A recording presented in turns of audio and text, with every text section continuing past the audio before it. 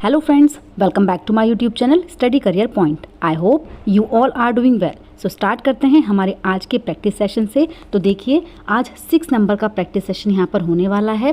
काफ़ी important question मैं यहाँ पर आप लोगों के लिए लेकर के आई हूँ, जो सारे आपसे NCERT की बुक से ही पूछे गए हैं। कंप्लीट एक्सप्लेनेशन के साथ करेंगे सब क्वेश्चंस को। इसके अलावा देखिए जो NCERT के नोट्स की क्लासेस हैं वो भी मेरी चल रही हैं। हिस्ट्री, ज्योग्राफी और पॉलिटिकल साइंस तीनों ही सब्जेक्ट की क्लासेस मैंने आपकी स्टार्ट करा दी हैं। ठीक है, इसके अलावा देखिए जो बच्चे इन क्लासेस को रेगुलर देख रहे हैं उनको क्वेश्चंस को देख के पता चल जाएगा कि सारे क्वेश्चंस जो हैं वो इन्हीं नोट्स से पूछे गए हैं। तो जो बच्चे अच्छे से नोट्स पढ़ना चाहते हैं, NCERT के नोट्स, काफ़ी अच्छे नोट्स आप लोगों के लिए प्रिपेयर किए गए हैं, तो वो इन क्लासेस को जा करके मेरे चैनल से देख सकते हैं। स्टार्ट करते हैं हमारे आज के क्वेश्चन से। तो देखिए फर्स्ट क्वेश्चन यहाँ पर है, क्षुद्र ग्रह किसकी कक्षाओं के बीच पाए जाते हैं। तो देखिए जो क्षुद्र ग्रह होते हैं, एस्ट्रॉइड्स होते हैं, वो किन की ऑर्बिट्स में पाए जाते हैं। पृथ्वी या फिर मंगल, मंगल बृहस्पति, शुक्र और पृथ्वी या फिर पृथ्वी और शनि। तो देखिए कौन सा पॉइंट है जो यहाँ पर आपका सही होगा। तो देखिए ऑप्शन नंबर 2 जो है वो यहाँ पर आपका बिल्कुल सही है। मंगल और बृहस्पति जो है वो क्षुद्र ग्रह की कक्षाओं के बीच पाए जाते हैं। देखिए आंसर देख लेते हैं यहाँ पर। देखिए NCERT की बुक की ही एक क्लिप है। क्षुद्र ग्रह जो है देखिए तारों, ग्रह तथा उपग्रहों के अतिरिक्त असंख्य छोटे पिंड भी सूर्य के चारों ओर चक्कर लगाते हैं। इन पिंडों को क्षुद्र ग्रह कहते हैं। ये मंगल और बृहस्पति की कक्षाओं के बीच पाए जाते हैं। तो देखिए कौन सी किसकी कक्षाओं के बीच, मंगल और बृहस्पति की कक्षाओं के बीच ये पाए जाते हैं। ठीक है, तो देखिए सेम NCERT की बुक से का पूछा हुआ क्वेश्चन है। चलते हैं देखिए नेक्स्ट क्वेश्चन पर। देखिए नेक्स्ट क्वेश्चन यहाँ पर है CEE स्टैंड्स फॉर। देखिए CE का प्रयोग किस चीज़ के लिए होता है। तो देखिए कॉमन एरा के लिए होता है, क्रिश्चियन एरा के लिए होता है, समकालीन एरा के लिए होता है या फिर कंटिन्यूटी एरा के लिए होता है। तो यहाँ पर देखिए कौन सा पॉइंट है जो आपका सही हो जाएगा। हिस्ट्री की 6th क्लास के फर्स्ट चैप्टर में ही ये क्वेश्चन है। CE किस चीज़ के लिए स्टैंड करता है। तो देखिए कॉमन एरा के लिए स्टैंड करता है। तो ऑप्शन नंबर 1 जो हो जाएगा वो यहाँ पर आपका बिल्कुल सही हो जाएगा। नेक्स्ट क्वेश्चन पर चलते हैं। देखिए नेक्स्ट क्वेश्चन यहाँ पर है, निम्नलिखित कथनों A और B को पढ़ें और सही विकल्प को चुनें। देखिए A ऑप्शन यहाँ पर है, वाजिद अली शाह के संरक्षण में कथक एक प्रमुख कला रूप के रूप में उभरा। तो देखिए कथक एक प्रमुख कला रूप में उभरा, बिल्कुल सही पॉइंट है। B है, कथक को 19वीं तथा 20वीं शताब्दियों में अधिकांश ब्रिटिश प्रशासकों ने पसंद किया। देखिए ब्रिटिश प्रशासकों की कोई बात नहीं हुई है, मुगलों की बात हुई है, लेकिन ब्रिटिश प्रशासकों की कोई बात नहीं हुई। तो यहाँ पर B पॉइंट जो है वो बिल्कुल गलत है। A ऑप्शन यहाँ पर सही हो जाएगा। A तो सही है लेकिन B क्या है यहाँ पर गलत है। देखिए कथक नृत्य की कहानी यहाँ पर लिखी गई है। देखिए मैं आपको दिखाती हूँ यहाँ पर। देखिए नवाब वाजिद अली शाह के संरक्षण में यह प्रमुख कला रूप में उभरा, बिल्कुल सही पॉइंट है। लेकिन देखिए यहाँ पर किन लोगों ने पसंद किया इसको। तो देखिए मुगल बादशाहों और उनके अभिजातों के शासनकाल में कथक नृत्य राज दरबार में प्रस्तुत किया जाता, जहां इस नृत्य ने अपने वर्तमान अभिलक्षण अर्जित किए और वह एक विशिष्ट नृत्य शैली के रूप में विकसित हो गया। तो देखिए यहाँ पर ब्रिटिश शासकों की कोई बात नहीं हुई है, मुगल बादशाहों की बात हुई है, उनके शासनकाल की बात हुई है, लेकिन ब्रिटिश शासकों के बारे में कोई बात नहीं हुई है। इसलिए देखिए A पॉइंट यहाँ पर सही है लेकिन B क्या है, बिल्कुल गलत है। ठीक है, नेक्स्ट क्वेश्चन पर चलते हैं। देखिए नेक्स्ट क्वेश्चन यहाँ पर है, निम्नलिखित कथनों पर विचार करें और सही विकल्प का चयन करें। देखिए कथन 1 दिया गया है, मिन्हाज ए सिराज रज़िया सुल्तान के समय के इतिहासकार का मानना था कि रानी का शासन समाज व्यवस्था के आदर्शों के विरुद्ध था। देखिए जो मिन्हाज ए सिराज है उसमें ये चीज़ लिखी गई थी कि जो रज़िया सुल्तान थी उनकी जो इतिहासकारों का मानना था उनके समय पर तो जो रानी का शासन था वो समाज व्यवस्था के क्या था, विरुद्ध था। तो देखिए ये पॉइंट आपका बिल्कुल सही है। रज़िया ने अपने अभिलेखों में अपना नाम पुरुषों जैसा लिखवाकर अपने पुरुष होने का भ्रम पैदा किया। देखिए रज़िया जो थी उन्होंने अभिलेखों में अपना नाम पुरुषों जैसा नहीं लिखवाया, बल्कि कोई और लेडी थी जिन्होंने अपना नाम पुरुष जैसा लिखवाकर अपने पुरुष होने का भ्रम पैदा किया। तो देखिए यहाँ पर कथन 2 जो है वो बिल्कुल गलत है। A तो सही है लेकिन B क्या है यहाँ पर गलत है। मतलब फर्स्ट ठीक है लेकिन 2 क्या है, गलत है। तो यहाँ पर ऑप्शन नंबर 1 जो हो जाएगा वो बिल्कुल सही हो जाएगा। देखिए एक्सप्लेनेशन देख लेते हैं यहाँ पर। देखिए रज़िया के बारे में मिन्हाज ए सिराज के विचार, मिन्हाज ए सिराज का सोचना था कि ईश्वर ने जो आदर्श समाज व्यवस्था बनाई है उसके अनुसार स्त्रियों को पुरुषों के अधीन होना चाहिए और रानी का शासन इस व्यवस्था के क्या था, विरुद्ध था। तो देखिए इस व्यवस्था के विरुद्ध था, तो फर्स्ट पॉइंट तो बिल्कुल सही है।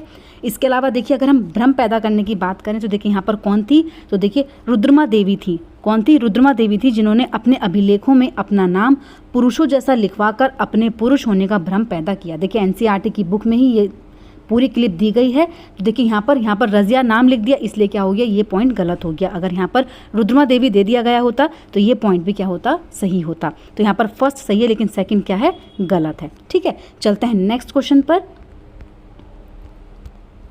देखिए नेक्स्ट क्वेश्चन यहाँ पर है, कथनों ए और बी को पढ़ें और सही विकल्प को चुनें। नियमित रूप से कर संग्रह की व्यवस्था, जिसमें फसलों पर लगाए गए कर सबसे महत्वपूर्ण थे, से प्रचुर संसाधनों को संग्रहित कर महाजनपदों के राजा विशाल किले बनवाते थे और बड़ी सेना रखते थे। देखिए जो भी कर वसूलते थे राजा, उनसे क्या करते थे, वो विशाल किले बनवाते थे और बड़ी सेना रखते थे। ए पॉइंट यहाँ पर बिल्कुल सही है। लगभग 2500 से 3000 वर्ष पूर्व हल में लोहे के फांस के इस्तेमाल में वृद्धि और धान के पौधे के रोपण से फसलों की उपज बढ़ गई। तो देखिए यहाँ पर बी पॉइंट भी बिल्कुल सही है। महाजनपद चैप्टर आप पढ़ेंगे, 6th क्लास का चैप्टर है, उसमें ये चीज़ दी गई है। तो देखिए यहाँ पर दोनों ही पॉइंट क्या हैं, बिल्कुल सही हैं। ऑप्शन नंबर 3 जो है वो बिल्कुल सही है। ए और बी दोनों सही हैं, लेकिन यहाँ पर क्या है, देखिए बी ने ए की प्रक्रिया को क्या करा है, सुगम बनाया है। बी ने बनाया है ए की, ये पॉइंट पहले है, ये बाद में है। ठीक है, तो बी ने ए की प्रक्रिया को सुगम बनाया है, तो थर्ड पॉइंट यहाँ पर बिल्कुल सही हो जाएगा। नेक्स्ट क्वेश्चन पर चलते हैं। देखिए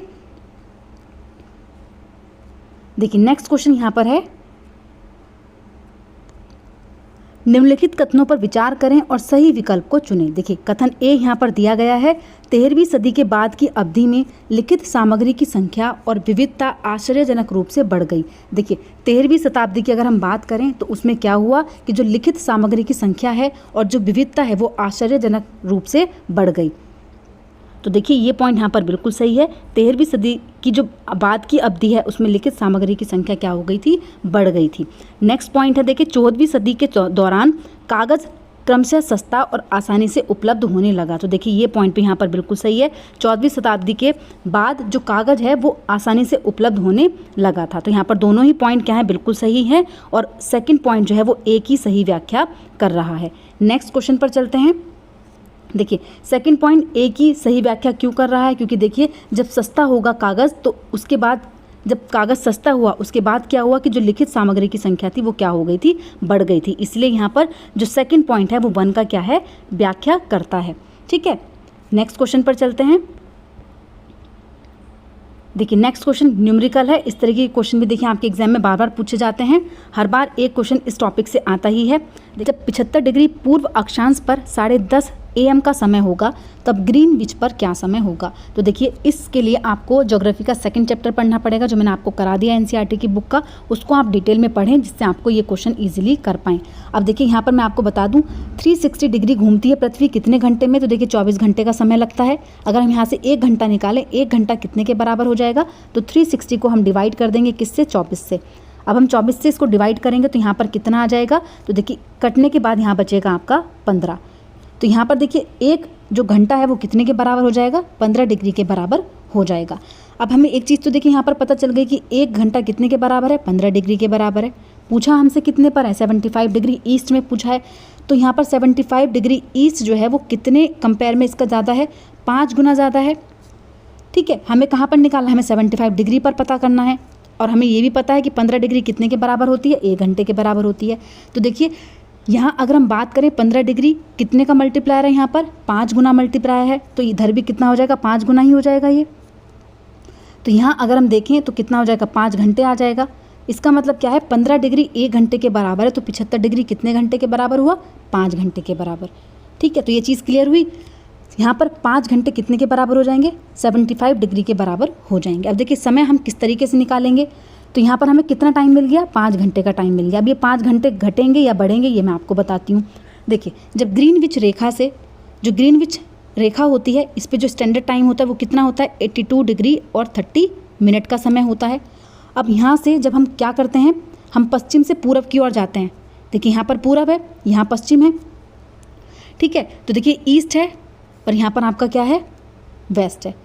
ठीक है। तो जब हम पूरब की तरफ जाते हैं तो क्या होता है, यहाँ पर बढ़ता है समय, ठीक है, क्या होता है, समय बढ़ता है। अगर हम वेस्ट में जाते हैं, इस डायरेक्शन में जाते हैं, तो समय क्या होता है, घटता है। तो हमें कहाँ है, हम यहाँ पर हैं। देखिए हमें समय क्या दिया हुआ है, 10:30 बजे हुए हैं ईस्ट में, यहाँ पर 10:30 बजे हुए हैं, 10:30 सुबह के बजे हुए हैं। पूछा कहाँ पर है, तो देखिए ग्रीनविच पर पूछा है हमसे, मतलब यहाँ हमसे समय पूछा है, ठीक है। समय हमें कहाँ बताना है, हमें समय यहाँ पर बताना है। इसका मतलब क्या है, यहाँ 10:30 बजे हैं और 5 घंटे का समय है, तो 5 घंटे क्या होंगे, जब हम ग्रीनविच से पूरब की तरफ जाते हैं तो समय बढ़ता है। इसका मतलब क्या हो जाएगा, हम 10:30 में से 5 घंटे को क्या कर देंगे, माइनस कर देंगे। जब माइनस करेंगे तो कितना टाइम होगा, यहाँ पर 5:30 AM बजे होंगे। अब देखिए 5:30 AM यहाँ पर बजे हैं, इसका मतलब आंसर तो हमें मिल गया, ठीक है, 5:30 बजे हैं AM के। अब मैं आपको बता देती हूँ, देखिए यहाँ पर 5:30 बजे हैं, वेस्ट में अगर हमसे पूछा जाता, ग्रीनविच पर दिया जाता समय और वेस्ट में पूछा जाता तो हम माइनस करते इन 5 घंटों को इन 5:30 बजे से। लेकिन हमसे वेस्ट में पूछा जाता तो हम क्या करते, यहाँ पर 5 घंटे को ऐड कर देते, ठीक है। अब इस क्वेश्चन में जो दिया गया था हमें, इस क्वेश्चन में जो दिया गया था वो कहाँ पर, वो ईस्ट में हमें दिया गया था, पूछा था ग्रीनविच पर, इसलिए हमने क्या किया, माइनस किया है। तो ये कन्फ्यूज़न मत क्रिएट करना कि ईस्ट में जा रहे हैं और तब भी यहाँ पर माइनस क्यों किया गया। देखिए पीछे हम क्यों गए, क्योंकि हमसे यहाँ पूछा था। तो देखिए यहाँ पर एक बार मैं आपको एक्सप्लेन कर देती हूँ। देखिए समय हमें कहाँ पर दिया गया, हमें ईस्ट में समय दिया गया है 10:30 बजे का, और ग्रीनविच पर हमसे पूछा था, यहाँ पर हमसे पूछा है, ग्रीनविच रेखा पर पूछा है, ठीक है। तो यहाँ इसलिए हमने क्या किया, यहाँ पर 5 घंटे को माइनस किया है। अगर हमें ग्रीनविच पर दिया जाता, देखिए समय, अगर हमें ग्रीनविच पर समय दिया जाता यहाँ पर कि 10:30 बजे हैं और आपको 75 डिग्री ईस्ट में निकालना है, मतलब ईस्ट में आपसे पूछा जाता, तो जो ये 5 घंटे आए थे इनको हम 10:30 घंटे में ऐड कर देते, ठीक है। लेकिन हमें वापस उल्टा जाना है ना, तो इसलिए हमने यहाँ पर क्या किया है, माइनस किया है, ठीक है। तो देखिए ये क्वेश्चन आप लोगों को क्लियर हो गया होगा। चलते हैं देखिए नेक्स्ट क्वेश्चन पर।